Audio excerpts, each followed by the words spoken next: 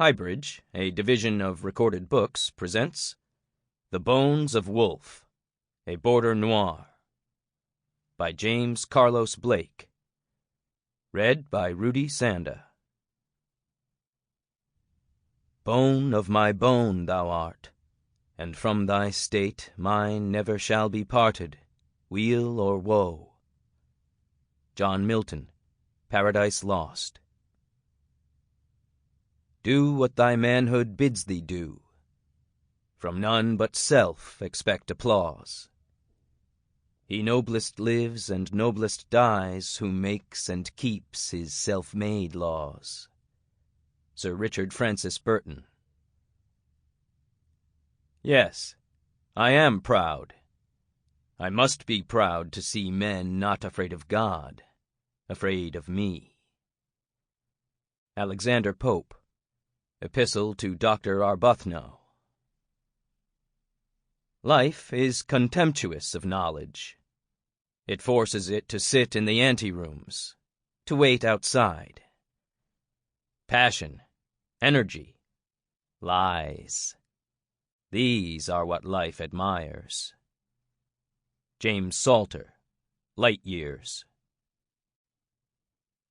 1. The Shipment. Eddie and Alberto. The Gulf of Mexico on a moonless midsummer night. Star-clustered sky over placid black water. A frail and tepid offshore breeze. Eddie Gato Wolfe throttles back the engines as the boat closes in on a barrier island partitioning the Gulf from the southernmost reach of the Mexican Laguna Madre and the long stretch of uninhabited marshland beyond it. The vessel is an artfully customized trawler model fitted with a reinforced shallow-draft hull and powered by supercharged twin Hemis. Even with a full load, it can fly. And empty of cargo, it can outrun almost anything short of a speedboat. Its hull registration number belongs to a commercial fishing boat whose sinking 8 years ago was never reported, and its registered owner is a man who perished in a Veracruz nightclub fire 6 years ago with 52 other victims, his remains never identified. The name Bruja and home port of La Pesca displayed on the transom are also falsehoods. Eddie's crew consists of Romo at the bow with a pair of night vision binoculars, scanning for signs of other boats, Tomas at the stern and doing the same, and Gustavo in the wheelhouse, attending the navigation screen and keeping Eddie advised of the heading for the lagoon inlet. They have all slathered themselves with repellent in readiness against the mass of mosquitoes. Each man carries a Beretta 9mm pistol, and the wheelhouse locker holds 3 fully loaded M4 carbines and 3 extra 30-round magazines per man. The island is profuse with mangroves. Its width ranges from 60 to 80 yards, and the breadth of the lagoon between it and the mainland is less than a quarter mile. Both the island and a sizable expanse of the marshy coast are owned by Eddie's Mexican kin. The inlet he approaches was excavated by them decades ago and is not to be found on any nautical charts but their own and those of their Texas relatives. It is hidden from aerial view by a canopy of dense tree growth, and the design of its channel, like a horizontally elongated N that on the chart looks like a wide, wry smile and inspired its name of Boca Larga, obscures offshore detection of its entrance. The inlet is never used in daylight, lest the boat be seen entering or exiting, and to navigate it at night, even with GPS assistance, requires an expert hand at the wheel.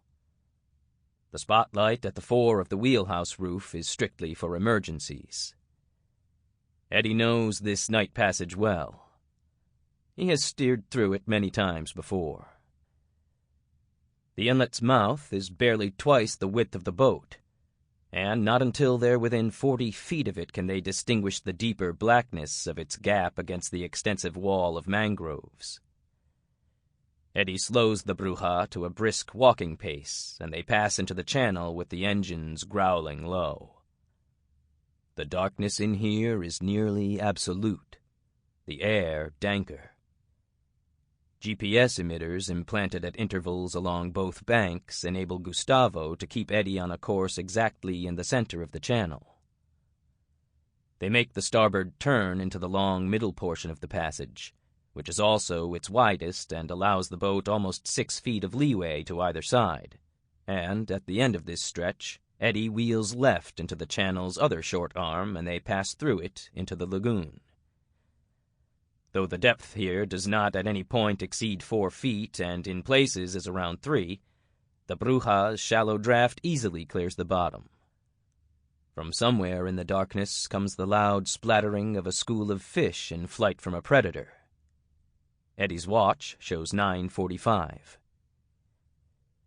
They're moving even more slowly now, holding to the center line of the lagoon, and Eddie brings the boat to an idling halt.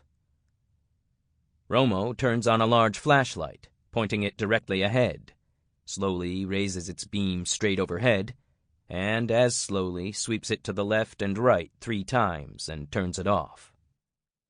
Several seconds elapse, and then a row of low-watt yellow lights appears along a short stretch of cleared bank. Eddie heads toward it. As they advance on the landing, they make out the figures of 4 men standing in the ground light's hazy glow. Shortly, the Bruja ties up at mooring posts alongside the clearing, and a Mexican cousin of Eddie's named Alberto Del Monte hops aboard. They greet each other with laughter and backslapping hugs. "Been waiting long?" Eddie asks in Spanish. Like all their family on both sides of the border, he and Alberto are fluently bilingual.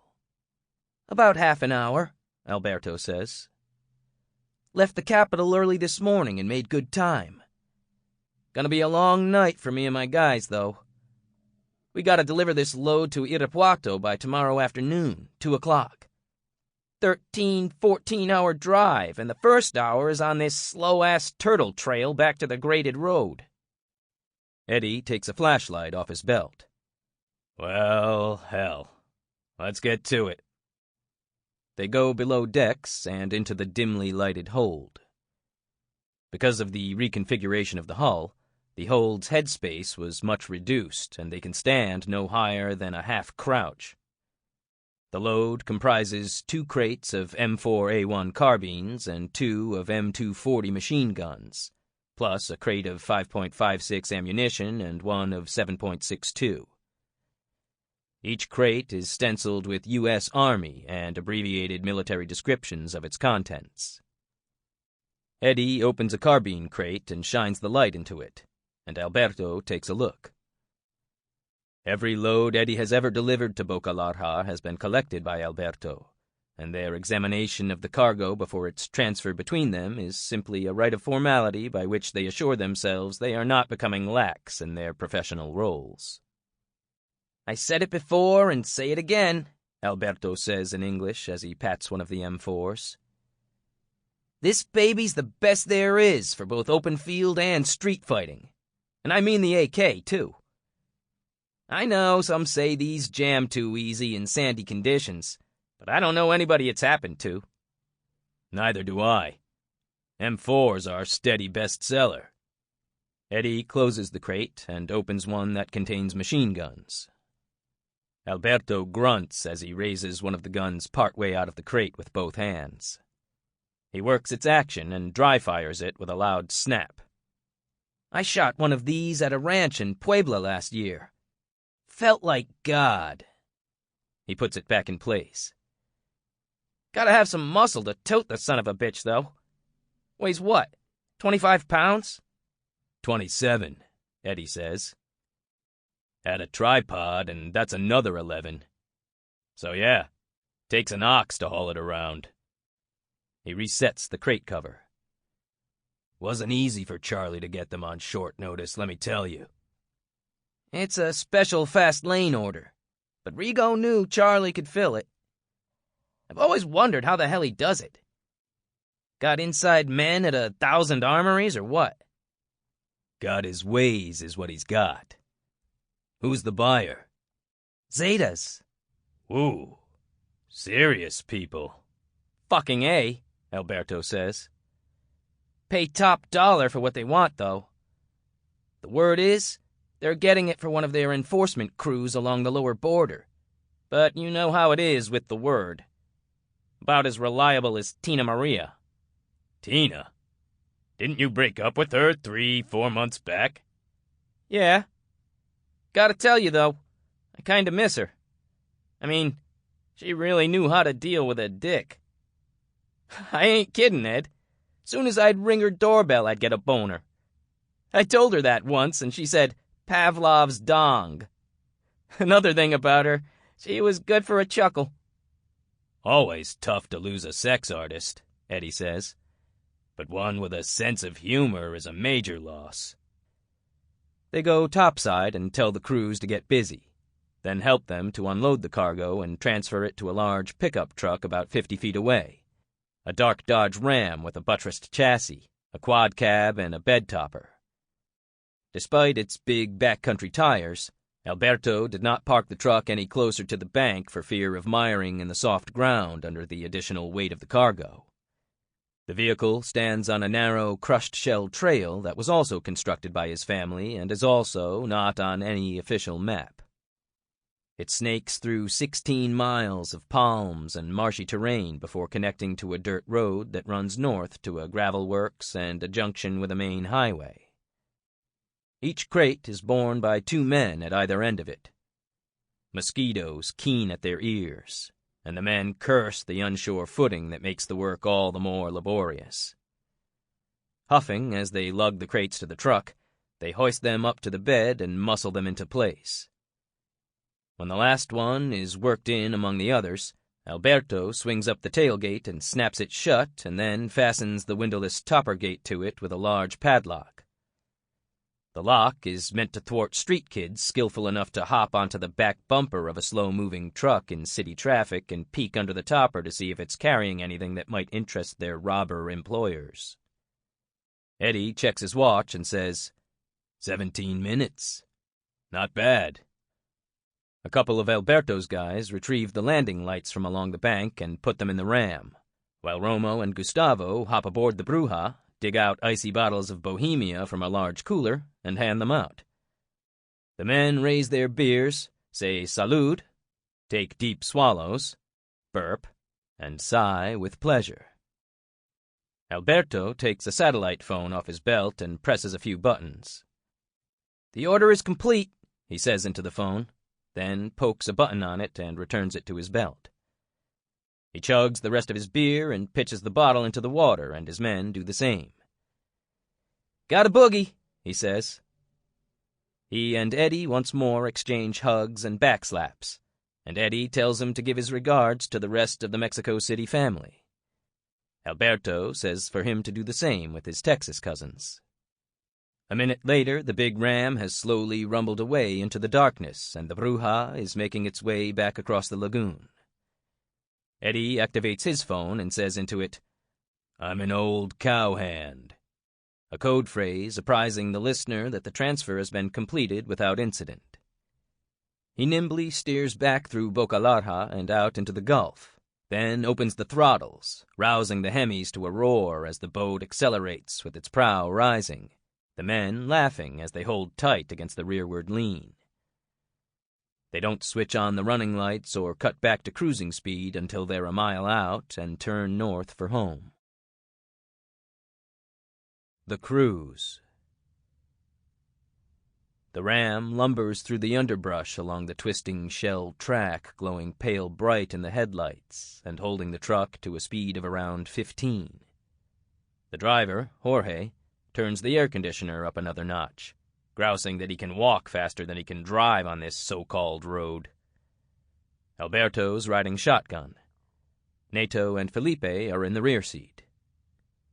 They are discussing whorehouses, a subject initiated by Nato's enthusiastic account of a recent visit to a new brothel in Mexico City called El Palacio de Los Angeles. He claims it has the prettiest girls of any house he's ever been to, and it fully guarantees that they're free of disease. He and Jorge both favor the simplicity of brothels. You pick out a girl, you pay a fixed price for exactly what you want, you get it, and when you're done you say, "So long, darling, maybe I'll see you again." Lots of variety, and none of the problems of a regular girlfriend. Alberto admits to the practicalities of clean whorehouses, but he much prefers sex that includes some affection. Affection?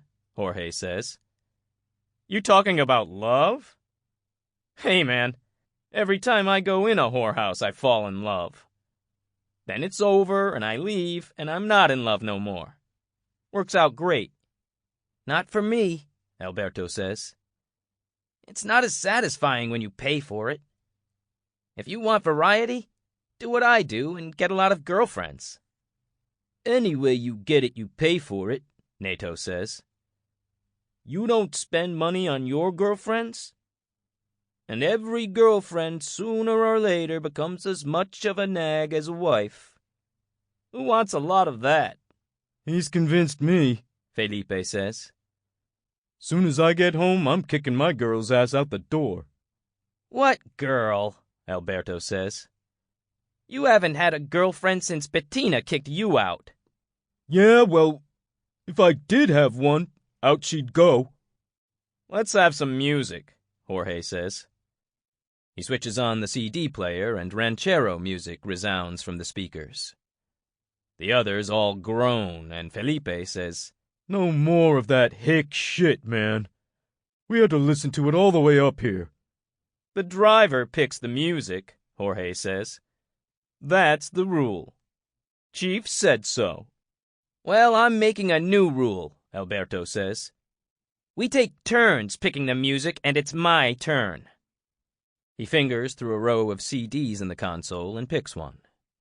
He ejects the ranchero disc from the player and inserts the selected CD, and the speakers begin booming the heavy metal tempo of a band called Asesino. Oh, yes, says Felipe. That's more like it.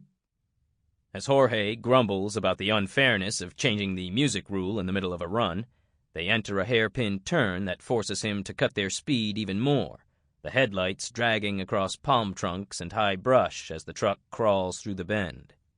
Then they're out of the turn and facing a straight stretch, and the headlights expose a ponderous, dark vehicle standing 10 yards ahead and blocking the trail.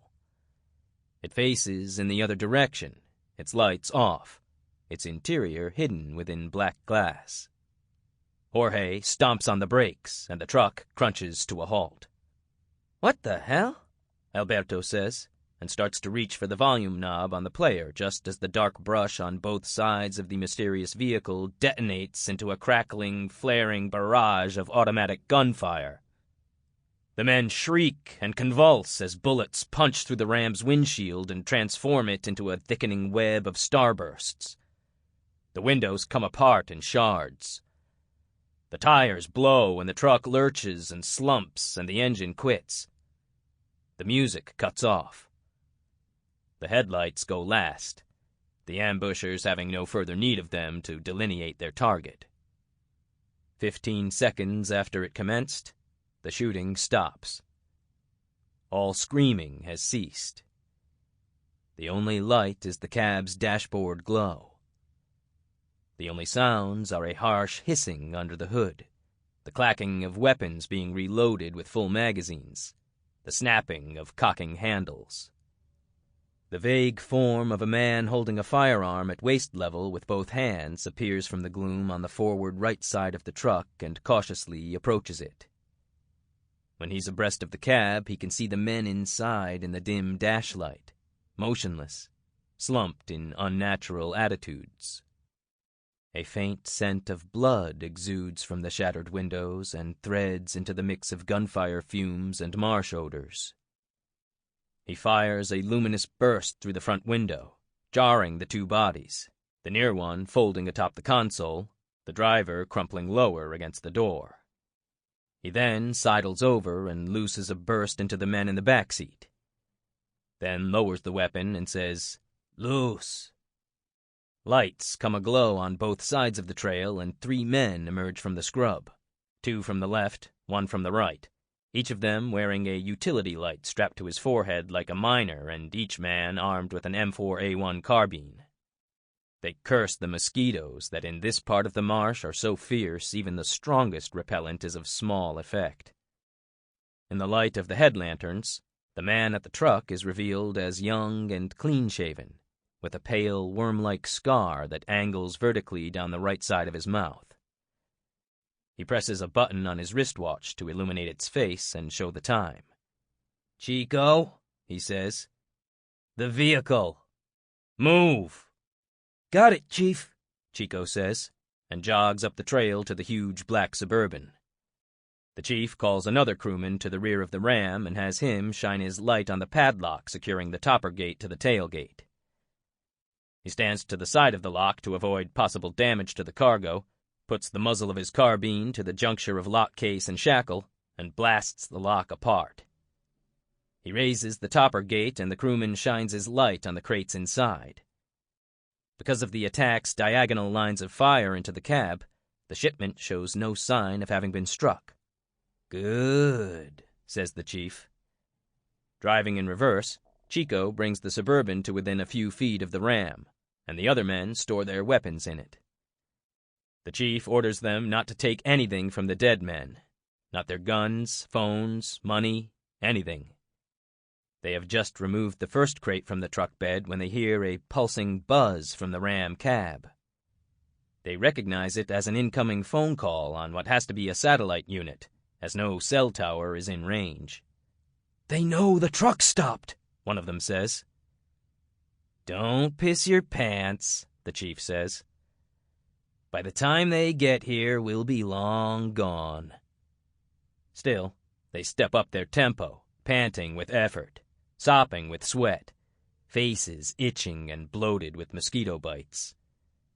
In another few minutes, they shove the last crate into the Suburban, shut and lock the rear doors, scramble into the vehicle, and drive away. Rodrigo and Mateo and Charlie. In a large room on the highest floor of a towering Mexico City building whose blazing neon sign reads Zuma Electronicas, S.A., a young technician called a screener sits before a row of computers, intermittently shifting his gaze between the monitors and the sports magazine in his lap. It is dull duty, but pays well. Like the majority of employees at Zuma Electronicas, the screener has a university degree in computer engineering. And, like everyone else who works on the top floor of the building, he has a top security clearance and knows that the company has commercial ties, mostly clandestine, to numerous other business organizations, and that its true ownership is a secret protected by many buffering layers of corporate law. The monitors keep track of company transport vehicles equipped with encrypted GPS senders and appearing as yellow blips on a green geographic grid. On this slow evening, there are only 2 blips to keep an eye on. Alpha vehicle is delivering a shipment from Mexico City to Acapulco, and Beta vehicle is collecting a shipment at a transfer point on the Laguna Madre and relaying it to a recipient in Irapuato. The screener does not know what kind of cargo either vehicle is carrying or any of the names of its crew. His data sheets tell him only the type of vehicle each one is and its schedule, including the cargo's point of collection if the delivery did not originate from Mexico City. His responsibility is strictly to keep track of a vehicle's progress and confirm that its cargo arrives on time. Both vehicles are holding to schedule. Alpha is only 2 hours from its destination, and Beta collected its cargo and left the lagoon 23 minutes ago, its crew chief phoning in on arrival there and again on departure. The Beta is moving at a snail's pace on what the screener knows is a difficult and circuitous backcountry trail that terminates at a junction road. But once the Beta arrives at that junction, its progress will speed up and it will easily make the Irapuato delivery on schedule. But now the Beta stops moving. The screener looks at his wristwatch and enters the time on a clipboard form. An unscheduled stop by a company vehicle on business is always a matter for immediate attention. A flat tire or engine trouble can throw a delivery far off schedule, and a crew chief is obliged to call the screener about any such problem at once so that the company can dispatch speedy assistance if required and inform the awaiting party of the delay, and to dispel any worry about a hijacking. However, a crew chief isn't required to call if he's making an unscheduled stop shorter than 3 minutes, as for a roadside piss. The screener shifts his attention by turns from the unmoving blip to his wristwatch to the datasheet, which tells him the Beta vehicle is a new Dodge Ram pickup with less than 4,000 miles on the odometer when it left the capital early this morning. When the 3rd minute elapses, he calls the crew chief's satellite phone. He lets it buzz and buzz without an answer for almost a full minute before he picks up another phone and calls the tracking manager to notify him of the stalled truck and its lack of response. The manager says to keep trying to connect with the crew and to advise him right away if he makes contact or if the Beta resumes movement without having replied. Then the manager makes a phone call of his own.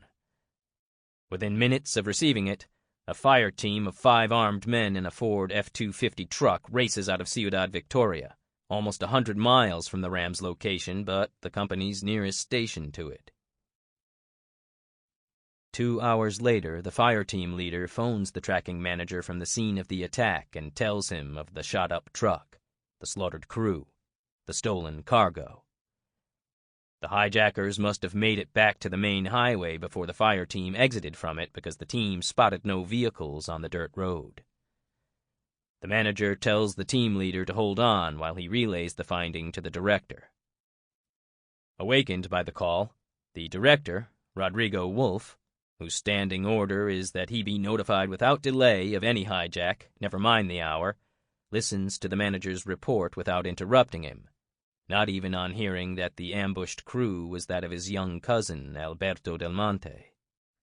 He commends the manager for his prompt action and concise account, and instructs him to tell the fire team at the scene to convey the bodies to the Nuestra Señora del Cielo medical clinic in Mexico City, and to have the Ram towed to the nearest junkyard and converted to scrap. The manager knows that the medical clinic is owned by the company, and it will see to the proper but covert disposition of the deceased. Tell the fire team to say nothing about the hijacking. Not to anyone, Rodrigo adds. And tell the screener nothing other than he was right to call you and everything has been taken care of. Using a different phone, Rodrigo then calls his brother Mateo, the chief of security, and tells him what's happened. "You notified the Zetas?" Mateo asks. Not yet. They're going to be unhappy. "Has to be an inside job," Mateo says. "Somebody tipped the hijackers to the transfer. Somebody of ours or somebody with Charlie, but somebody who knew about tonight's run and who's familiar with the trail to Bocalarja."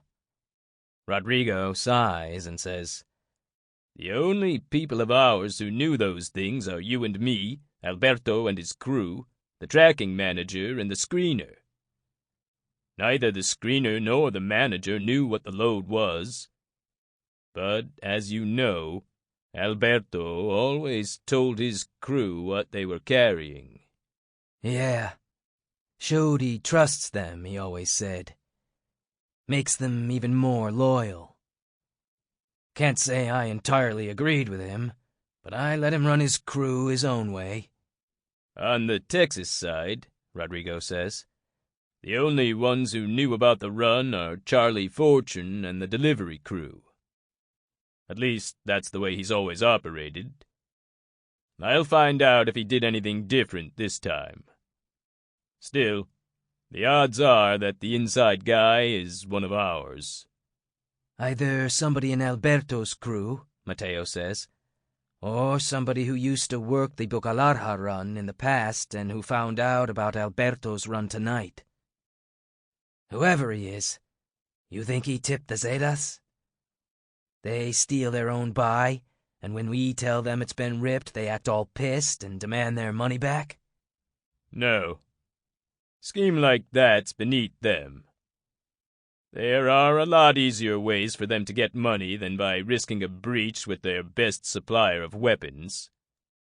For damn sure, though, it was a professional crew. The fire teams... Sample complete. Ready to continue?